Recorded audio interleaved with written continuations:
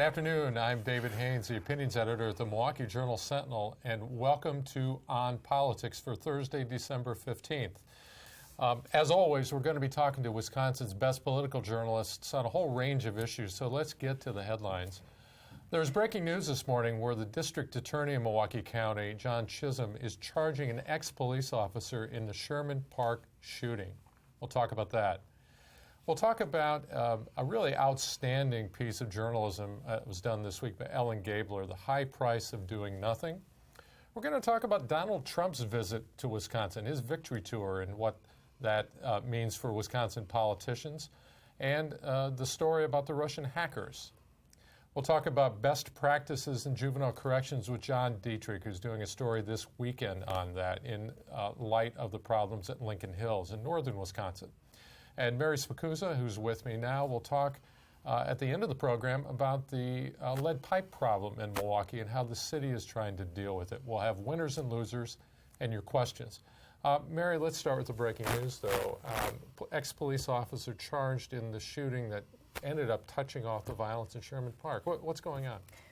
The DA kind of quietly announced the decision this morning just in a email. It said that basically he's being charged with reckless homicide in this case. This was from back in August, touched off the violent protests in Sherman Park. It sounds like that the Civil Smith was being chased. He was shot twice. However, it sounded, back in August, it sounded more of a self-defense, that the young man who was killed, Mr. Smith, was armed.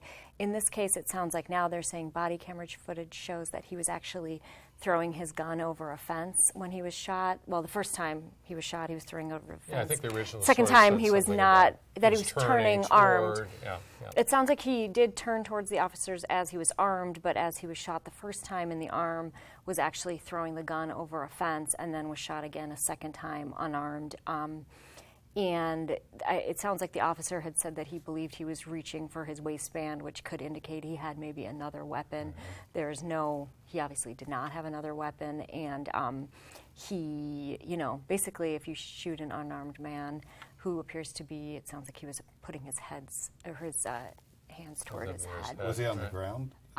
He had slipped, gotten up, turned, threw the weapon, fell or rolled the second time. So, yes, he was on the ground as he and was the officer shot is Dominique Hagan Brown, we might add, who was an ex-police officer because he was charged in a rape case. From right after the soon incident. After that. Yeah, so he's obviously got some legal challenges ahead, and he will be, facing some pretty serious charges. Yeah, so Dan, this is pretty unusual, right, for Chisholm or any DA in Milwaukee County to charge an officer. Yeah, it's incredibly rare, either for Chisholm or for his predecessor, Mike McCann, to charge anybody. So, first of all, it's interesting how they made the announcement that there was no press conference or announcement.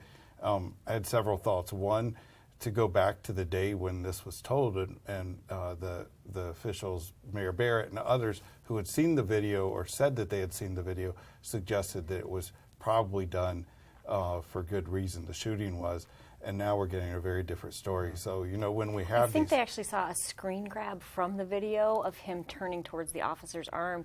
So I guess it's a question of, were they given limited evidence that would have led them to the wrong conclusion? It's hard to say exactly what happened. Obviously, it was in their interest to try to quell the riots that were going on and the backlash that was happening then, but at the same time, we didn't get a very accurate portrayal of what actually happened at that time.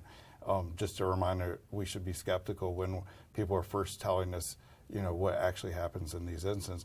And then secondly, it's very hard to get a jury to convict an officer in a case like this, as we've seen in a few incidents in the past. And it makes me wonder if the earlier charge against him will make this, is made him a less, likable individual and make it more likely to file charges against him in this case. Apparently, John Chisholm, the Milwaukee County DA, actually signed this complaint. Is that sort of unusual too, or does that say that, Yeah, and it sounds like if he's actually going to be prosecuting this case, that is highly unusual that the county DA would be taking the lead. it was very quietly announced. I think that's also unusual, given what we've seen in other cities like Baltimore. And I guess we'll just have to wait and see when they'll actually release the video. There have already been questions of what's taking so long. There were protesters in some of the city hall meetings calling for the video to be Can they even release the video at this point? It's criminal evidence now. It might not come out until the trial. I guess we'll have to wait and see. I believe the Attorney General said he would release the video if there was a decision not to charge, but everything changes now. I mean, you sometimes can release evidence beforehand before you go to trial, but I'm assuming that there'd be a lot of caution about releasing this because of the concern about the reaction to it. I mean, again, none of us have seen it, but the guess is for you to bring charges against a cop in a situation like this, it has to be pretty obvious that he shot someone who was in a defensive position. Mary, have you heard anything from Mayor Barrett yet? No, we're waiting to hear whether he'll be doing a media avail today or any kind of Q&As with reporters. It's unclear yet. Or Chief Flynn? I haven't heard about Chief Flynn either. Okay. It sounds like we're also waiting to hear from the police union. They're usually very outspoken advocates of police, clearly with the charges of sexual assault and now homicide. And he's an ex-officer. Right, so ex-officer now. You sort of wonder what they will say. Finally, are there any other political overtones to this charging decision? I don't think anything major. I mean, Chisholm was just reelected. Handily, actually. Yeah, and so he didn't even have an opponent in the general election primary. He cruised through despite a lot of money being spent against him. It's early in his term, so it's not this sort of. I mean, there are obviously political calculations to be made for a lot of the people who are involved, and a big question is how far this goes, whether it actually goes to trial or not, or if there's some sort of plea agreement. I'm assuming they'll want to get the maximum charge that they can, so there's not going to be much wiggle room for a plea agreement. But still, does the ex-officer, want to go through the entire process of a trial? And, Republicans obviously are big We Back the Badge crowd, but this was a bipartisan bill, the officer-involved shooting bill about the independent investigations signed by Governor Walker, supported by both, very liberal Democrats and Republicans. So I think they've, and Governor Walker today, it sounds like we're waiting to get specifics from our colleague in Madison, but it sounds like he basically said he wants to let the process work, but this is why he signed the bill, is to have an independent review of things like this. What we don't know is when they made the decision to charge, if they decided to wait until after the election to announce this or a month after election, or if they made the decision now. I mean, the decision to announce this is obviously also a political decision. Right. All right, well, let's leave it there on that. Let's move next to a really outstanding piece of journalism published last week in the Milwaukee Journal Sentinel, in which Ellen Gabler returned to this question of newborn testing. Let's look at that video now. So I'm with Ellen Gabler. Ellen is an investigative reporter for the Milwaukee Journal Sentinel, and Ellen just finished this amazing project where she spent months looking into, once again, newborn screening across the country. What she found 3 years ago in a project called Deadly Delays was that samples from newborns were being sent late, not promptly to state labs, and that led to a lot of problems. So what did you find this time? So this story looked at newborn screening again, but it was about some bigger issues in newborn screening nationally. And the problem I found was that there's a lack of uniformity in the way that the states actually do these tests. And so what ends up happening is a kid can be born in one state and their life-threatening condition is missed because of the actual way that the state does the test. And if they'd been born somewhere else, they could have been caught. It might have been caught. Yep. And you had a great example, well, many great examples in your piece, but one was of this boy in Brookfield. Why don't you talk about Mel? Yeah, so Mel is the lead example in this story, and he was born about 6.5 years ago. And one of the Wisconsin State Lab is the one that did his testing for genetic disorders, and because of the way they set the cutoffs for his disorders, they're high compared to the rest of the country. They're significantly higher than the rest of the country, and because of that, his condition was missed, and so Mel wasn't diagnosed.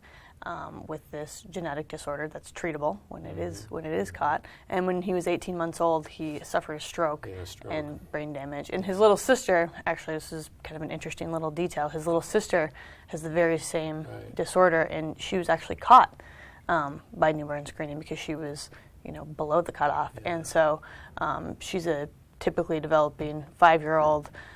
Because she was caught and treated early. So why isn't there uniformity among the states? So newborn screening is interesting because every state kind of just does what they want, and that's okay to some degree. But what I found was a lot of these states aren't meeting some of the minimum standards that they should, and so that's a big problem. Yeah. So what can be done about it? What are some solutions that you came across in your reporting? So there's a federal advisory committee that reports to the HHS, to the Secretary of Health. And so that advisory committee meets, and they've talked for a long time, actually, about trying to bring some more standardization. But they kind of have a hard time agreeing and making a decision. So that's... They don't have any real teeth either, right? That's right, they don't. It's advisory. Yep, it's advisory. Okay. So, if that committee was able to actually come to some specific conclusions, that might help. The other thing is, and I talk about this in the article, there's a software that's been developed by Mayo Clinic. It's free for everybody to use. It was actually developed under with a federal grant. Yeah, that's connected. And what does it do?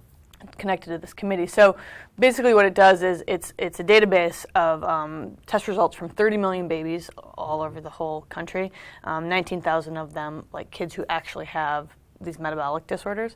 And so it allows the state labs to upload their data and really quickly compare the results of babies that were just tested with kids who actually have been diagnosed with these metabolic disorders. So it's sort of a way to more accurately predict which child, if a child has one of these conditions. And so it's helped. It's been used, throughout the world, and it's helped in a lot of cases. And how many states are using that software, as far as you can tell? It's unclear because nobody really wants to talk about it. How about Wisconsin? Are we using it? We're not using it to its fullest capacity, and so that's sort of the issue. Not very many states are using it to its fullest capacity. Ellen Gabler, thanks so much. Be sure to take a look at Ellen's project, The Price of Being Wrong, at the Milwaukee Journal-Sentinel's website. Really great in-depth reporting. It's the kind of thing you expect from the Journal-Sentinel. Thanks, Ellen. Thanks for having me. So in case you didn't know, this good-looking man on my right here, I think I forgot to introduce him. That's Dan Bice, a columnist from the Milwaukee Journal-Sentinel. And this is Nice Mary to meet you. Spicuzza. So, Mary, we had a visit from the president-elect this week. We did. Donald Trump on his victory tour. Thank you tour, but the yes, victory victory lap. tour. Yes. And lap, and lap, and lap. And he talked an awful lot out in West Dallas about election night. I think that counted 25 or 30 minutes on that. Nearly an hour speech. Yeah, a lot of it was.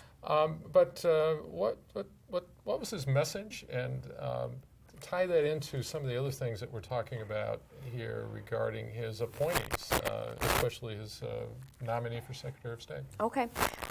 He started out kind of graciously saying he just wanted to come and say thank you to the people of Wisconsin.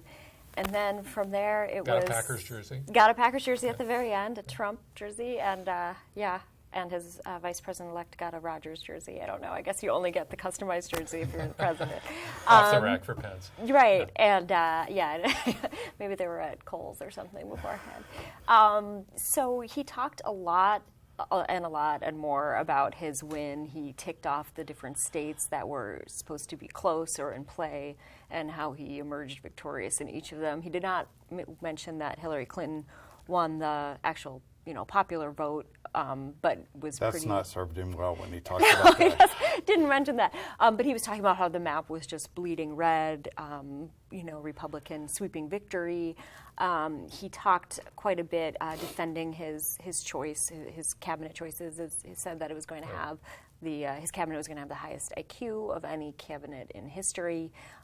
He did acknowledge that some have criticized some of his appointees of being too close to foreign leaders, obviously talking about Putin and one of his choices who has a pretty long-time friendship, You know, Rex. one thing that I learned from this is I've always wondered, does Donald Trump believe his own bluster or not?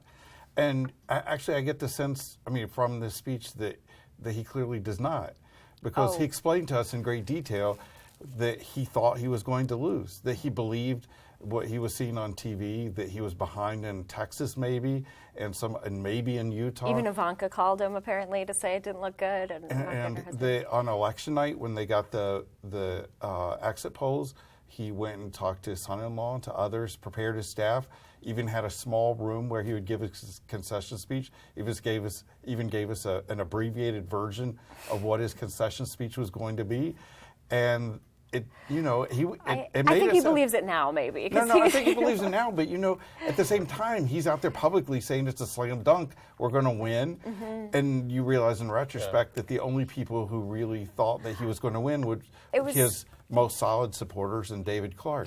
It was pretty funny because he was a lot of it was also mocking the media. There was very dishonest, how we were devastated on election night that he had won. But it was funny because I felt like his speech, while he mocked the media for being caught off guard that he won, it's clear that he was also caught off guard that he had won and didn't think he was going to win either. So let's move to this hacking issue. A major story in the New York Times yesterday that outlined in great detail what seems to have happened, as much as we know. The CIA last week said they believe that Russian hackers infiltrated the Democratic National Committee with the purpose of helping to elect Donald Trump. Maybe not initially, but that became at least an ancillary purpose. So there's a Wisconsin angle to this, right? You reported on that. What'd you find? There is. Well, it's interesting because Trump has obviously been very dismissive of that. His transition team put out a statement, slamming the CIA and saying, this election is over, we won, get over it, time to move on. And it's obviously in his interest. Right. He doesn't. Sure. Yes. Sure. But what'd you if find Putin wants you to be president, that's not exactly on your campaign materials, probably. So there was also an interesting story. The New York Times broke. I think it actually posted maybe the night before last and ran in yesterday's paper.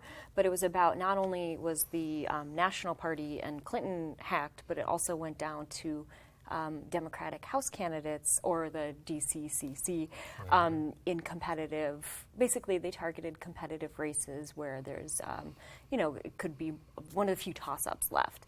And there was a race in Florida that was hacked, and one of the groups that used basically used some of the material that was uncovered by, it looks like, Russian hackers or people affiliated with them in ads targeting Democrats. One of them is a very high-profile Republican House group that has Paul Ryan's endorsement. It wasn't one of his actual, the political action committees he controls, and that was, his staff obviously would be quick to point that out, that they weren't exactly planning their ads and that they can't directly coordinate with these groups. But it's not just a, fly-by-night, alt-right, some kind of white supremacist group. This is a very prominent Republican House group that was using the material and appears to had some warnings that it was from Russian hackers and continued to take out, to target people using it. So, each election, there's like a new theme that comes through. It's, a couple of years ago, it was the secretly recorded interviews and stuff, and this is, in retrospect, becoming the hacked election, where it's affected a lot of people. And it's, the scope of it's so huge. There's just a story yesterday as well about the number of Yahoo accounts that were hacked. A billion accounts. That's just an amazing number. And the story up in northwestern Wisconsin about Ashland County, saying that they were afraid that it appears that they were getting an unusual amount of traffic starting to march and going all the way to election day from Russian accounts and from Uzbekistan accounts. So, it's just an incredible thing. I get nervous now. I had one of these phishing emails just the other day, and, makes you wonder. So, should have gotten rid of my Yahoo account, apparently. I still have an old one. So Democrats would argue that this might have cost Hillary Clinton the election. At least some Democrats would argue that. But I saw an article in Politico yesterday that seemed to indicate that it might actually be arrogance at the Brooklyn headquarters that had a lot to do with costing her election. There's a lot going on here. In that they didn't go to a single UAW union hall in Michigan. They can come to Wisconsin once. During the I general. mean, there's all that, but there's a lot there going is on, there right? is also, there was the typo that apparently led to the whole problem. Yeah.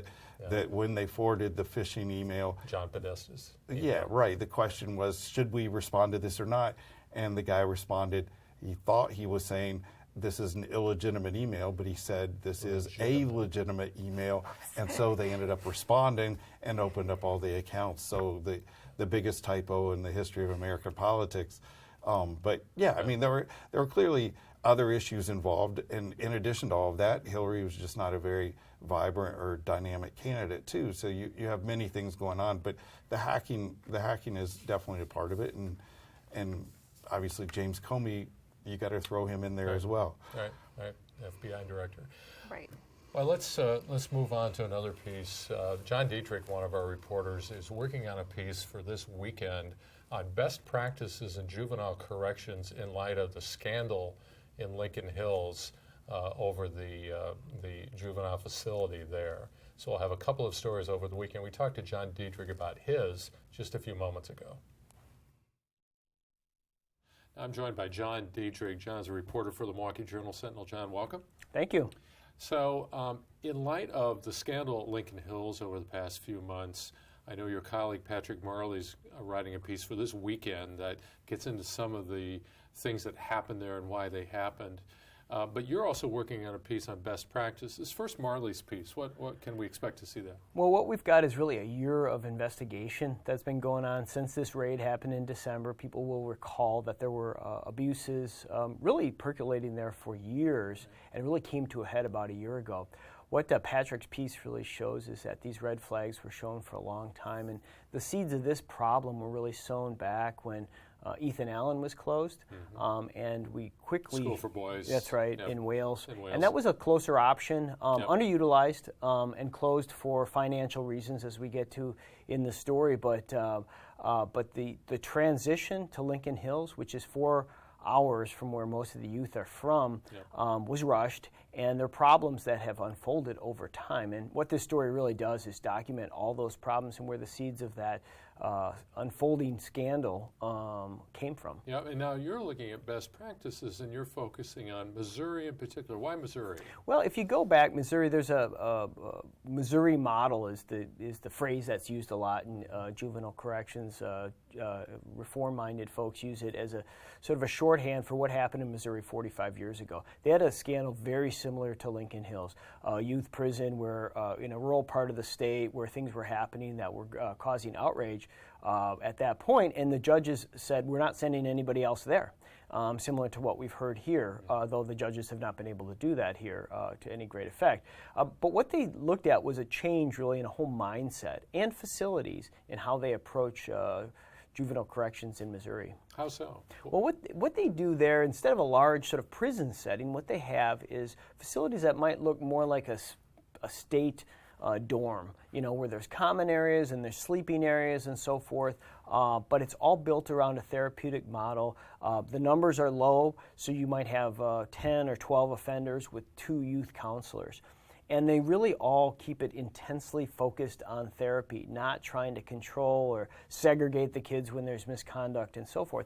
And what these folks tell me is that, and I should say that there are different levels of this, but there are secure, locked facilities. Right. But inside they feel much more homey.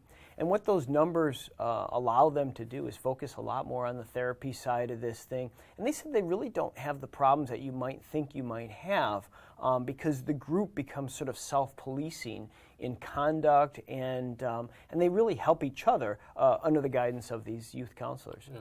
How might that look? What could that look like in Wisconsin? I mean, 10 beds isn't nearly enough for the problem that we have. So how could that work? Well, the way it works in Missouri, and it could work here, again, it's going to be costly, but the approach is that even if they have larger facilities, say up to 40 or 50, they break them up into pods within the facility. And we have a proposal here by the governor. It was floated. Governor Walker, about 2 weeks ago, floated the idea of a 36-bed secure facility in Milwaukee County that the state would build and that the county would run. A lot of questions about that facility right now. But looking at the letter that was written by the county executive Abley to the governor, it sounds like they want to approach it in a Missouri-type model. The question becomes, and this is a concern that the police chief and others here in Milwaukee have, is will there be enough beds under that sort of model? 36 beds would not appear to be enough based on the number of Milwaukee youth that are in Lincoln Hills right now. And their concern is that if they are not separated securely, and the chief said, I'm all for this smaller model, therapeutic model, but it has to be secure. And what he is seeing and his officers are seeing is repeat offenders, particularly committing carjackings. He feels like the system is not doing a good enough job, and he's concerned that some of these reforms might exacerbate that problem. All right. John Diedrich, thanks so much. We'll look for your report coming this weekend, as well as Patrick Marley's report on what happened at Lincoln Hills. So now, Mary, I want to turn to a city issue. The city and Mayor Barrett, I think this was his proposal, have decided to at least start on taking care of the lead pipe issue in the city. What's going on there? A few things. So in his budget, he proposed one piece is using some grant money and funding to replace daycare pipes. Obviously, young children are especially at risk of lead poisoning. So that's going to take care of about 300 of the pushing 400, but I think they're about 365. So that's a large segment of daycares. This recent proposal that the Common Council voted on this week is about a cost-sharing plan that was sponsored by Bowl and President Ashanti Hamilton, but really was Barrett's proposal from his budget as well. And that is to start having a homeowners can start replacing their pipes in the event of either emergencies, leaks, things like that, or in planned infrastructure projects. To be clear, these are the laterals that come in from the street and go through the homeowner's property. Right. So it's not the water main that's not lead, but it's the lead laterals that go that extend from the main to the homeowner. To the home. Part of it is owned by the city. The city is saying they'll pay for that 100%. Part of it is owned by the homeowner. It's on their private property. The city is saying that through this plan, they would help pay for it. They pay for 2/3, so that would leave the homeowner paying up to 1/3. It would cap it at $1,600. So, and they could potentially have 10 years to pay. And go on like a payment plan where it could be, $13 a month. But it has faced some opposition. It passed overwhelmingly, but there were 3 people who voted against it. And there's a group led by Robert Miranda that's been very opposed to this and says that the city created this problem and the city should be the ones paying for it. Take care of the whole thing. Right. It'd be 100% It'd pay instead of 100%. 66%. I'm not aware of any cities that have paid 100%. Right. I know Madison did a similar cost-sharing plan. I think it was 50-50 for the private homeowners portion. Lansing, actually, I think technically the city owns the entire lateral, so they paid for it, but I'm not aware of any We should kind of point out private. this comes in the context of the really terrible crisis in Flint, Michigan last year that got so much attention. Right, and the city is also giving out a limited number of filters. It's obviously a very small portion of filters are going out. When you look at how many homes in the city of Milwaukee have lead pipes, it's like pushing 70,000 homes, about 68,000. So there are two thoughts about this. One, it looks like and it's interesting that we're coming up with solutions with the filters and the laterals without having a great sense of how serious the problem is. Well, I was going to ask that question. Well, I mean, we don't know how many people exactly, how many children or adults have been affected by this right now, and I don't think there's been any extensive study because maybe some people don't want to know exactly what the answer is. And then secondly, there's a political issue, and that is the 3 people who ended up voting against it are the Southside conservatives. This coalition between the North... Well, and Rainey. Right. But the coalition that we had when Ashanti Hamilton came to power doesn't seem to be holding together in a particular way. I mean, we had an incident several weeks ago where Ashanti Hamilton put out a press release very critical of 2 of these 3 aldermen. Putting out a press release.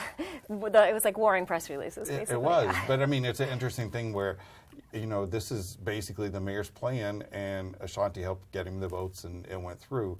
It's not the oppositional sort of common council that I think some of us thought might happen when he was elected to the leadership Mary, post. the whole question about the extent of the problem is a really interesting one, because isn't it hard to parse out, because you have lead paint issues and you have other issues in these homes? And many people say that lead paint is a far more serious problem in Milwaukee and have been working on that for longer and see that as kind of the number one threat. Critics of that say, well, how do you know? How do you know when a child has lead poisoning, whether they got it from paint or paint chips, and whether they got it from water? So I think the one thing that Flint has done is brought this to the forefront, where people are just really, really concerned about lead pipes. And it's not like you can have a healthy amount of lead poisoning. It's basically lead is bad. All right, let's go to our winners and losers for this week. First, Mary, let me turn to you. Who's your winner? I would say Reince Priebus, although it might be an asterisk depending on how the Trump administration goes. But depending on the day, I think, the Trump Tower, right? Depending, on who the so why is he a winner? Who the cabinet is. I think that he jumped out to me as a winner this week because while they were at the thank you tour, aka Victory Lap, in West Dallas this week, Reince got to come home to Wisconsin, where he grew up in Kenosha, as a reigning hero, talking about how all Wisconsin Republicans do is win, talked about Governor Walker, talked about Paul Ryan. They were kind of, brought up the Cheesehead Revolution, which was the three of them really kind of the reigning heroes of the Republican Party. So, it's been a while since Democrats have been defeated so soundly, not just in our state races, but obviously the last time Wisconsin went Republican before this was 1984, and Reagan, and Reince got to be the one changing that. So. In addition to that, we were talking several weeks ago about which person, Steve Bannon or Reince Priebus, would have the most influence over the cabinet selections. I think clearly so far Reince has been winning.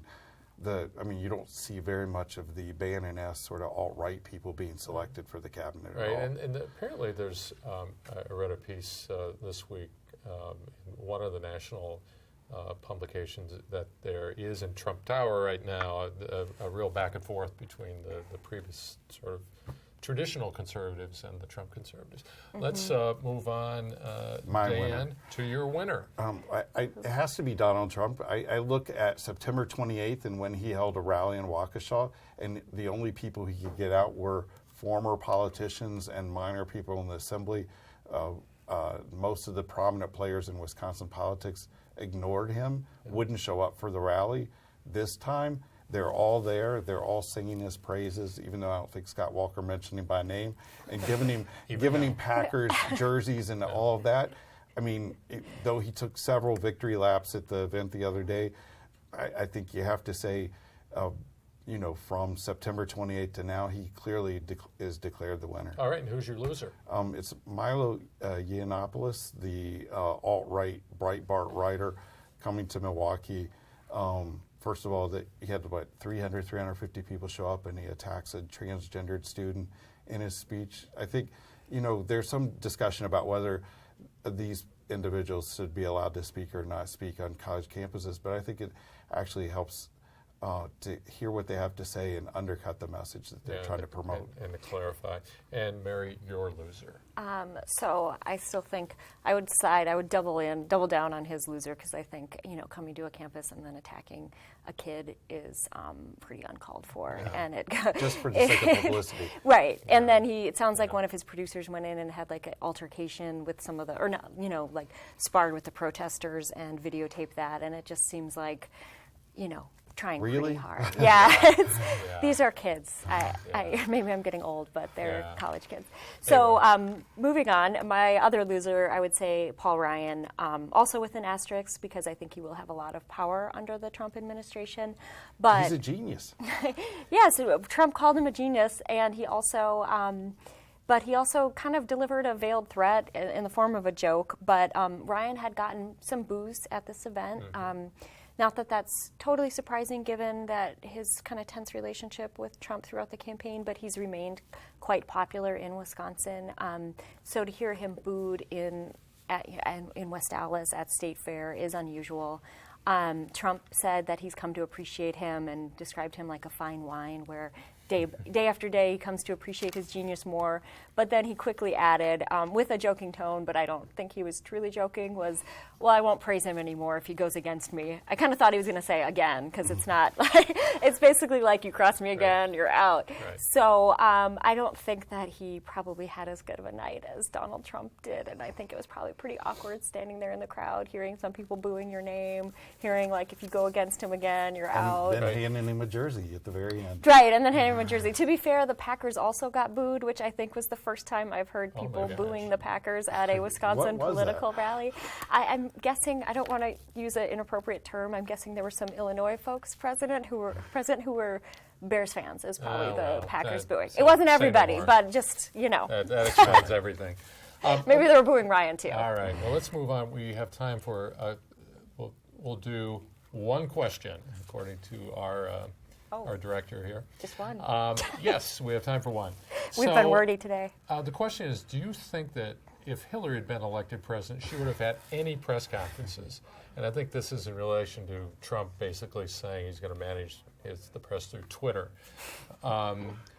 And he bragged at the event the other night that in the final month of the campaign, he did rallies and no press events. So, I mean, do we care whether she would or would not? I don't think it really matters. She started doing a lot of press events towards the end when it looked like she was going to win easily, and was like, oh, let's do news Right. conferences every day. I think I'm guessing that the Trump transition team does not want to be answering daily questions about Russian hackers and whether Putin wanted I him think to that's win. the bigger question I mean, I for us think that's now the bigger is question.